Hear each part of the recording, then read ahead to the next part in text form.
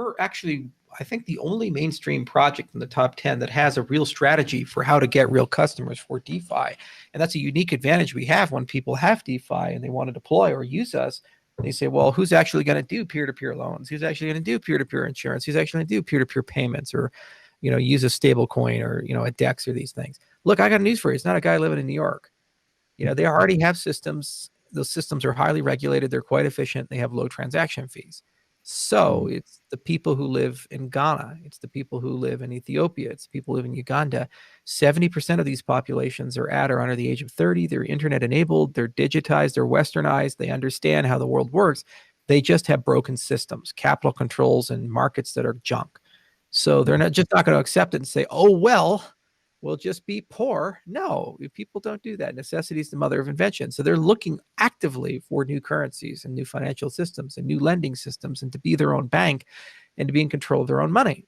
So the DeFi revolution, where it's going to get its customer base from is Africa and Eastern Europe and Southeast Asia and these other places.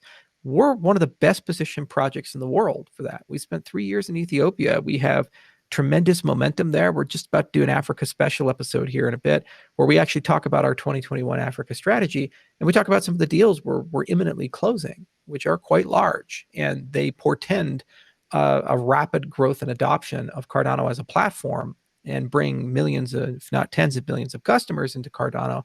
So then we go and have the DeFi conversation. You say, guys, this is your customer base. These are the people that matter. Look, we know how to do business here. It takes 3 to 7 years to close deals and get momentum, and there's an enormous amount of upfront effort, but we built Cardano for this purpose. So the next 10 years or 20 years, I'd like to get 1 billion users in Cardano, and I'd like those 1 billion users to be mostly in the developing world. So, they have no standards right now. There's no JP Morgan Chase. There's no big, massive legacy financial system that dominates and controls.